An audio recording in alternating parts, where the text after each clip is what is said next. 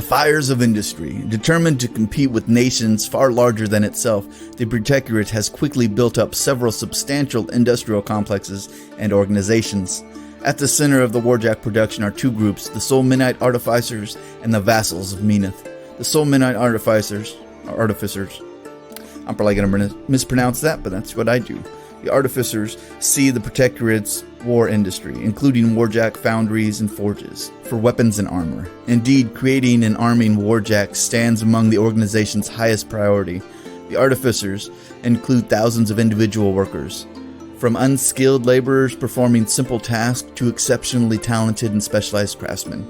Due to their substantial body of engineered knowledge and many skilled metalworkers, the Artificers often consult on matters beyond their main purview, including helping to draft plans for building new factories or other complex structures.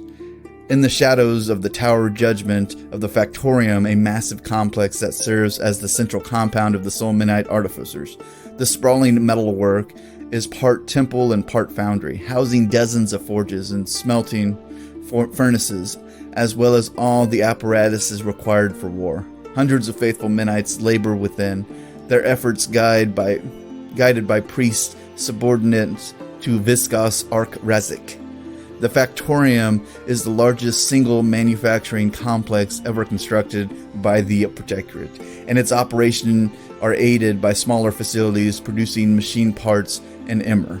Many of the Protectorate's newly developed and mostly sophisticated warjacks are assembled here.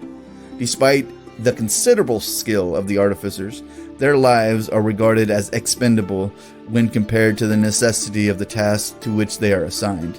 Relentless production schedules are the norm, and those who fall behind in their duties suffer the lash or the rack, or are racked, as we will be getting into what a rack is in the future. Their lack of faith and conviction put on display for their fellows. It is not uncommon for Artificers to work from before sunup to after sundown, sometimes collapsing from exhaustion or heat stroke. Yet these Artificers know the importance of their role in the Creator's work, gladly giving their lives in the service of Menoth as readily as soldiers of the faithful sacrificing themselves on the field of battle. The Vassals of Menoth were established to free the Protectorate from the reliance on smuggled or stolen foreign cortexes for Warjack production. The foundation of this order was timely and necessary, as sources for smuggled cortexes dried up when the Cadoran instituted tighter controls over its military assets. And I remember that they actually used to find ships leaving certain docks that had a bunch of cortexes in it, and Kodor, as we are aware, cortexes are a very valuable commodity.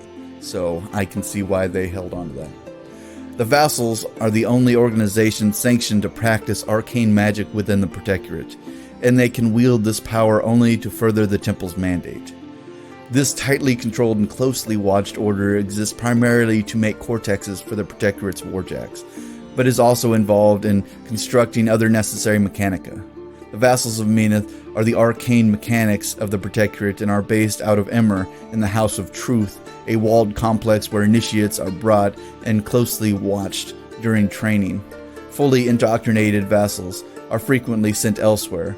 Common destinations include the city of Laren, where they join the Northern Crusade, and the Factoriums near the Tower of Judgment, where they help the Soul Midnight Artificers produce vital weapons of war.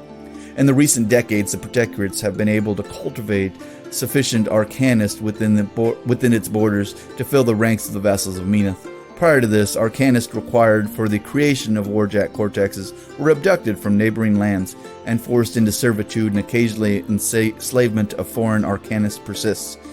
Since such individuals can contribute useful lore and expertise, the disreputable smugglers visiting the black market around Dead Sands Bay on the Protectorate's coast still engage in the arcanist slave trade, enticing pirate crews to sell gifted captives with the promise of coin and jewel. Members of the Synod were so intent on production of warjack-grade cortexes to the point that a single arcanist would fetch slavers enough coin to feed the entirety of a midnight village for a year.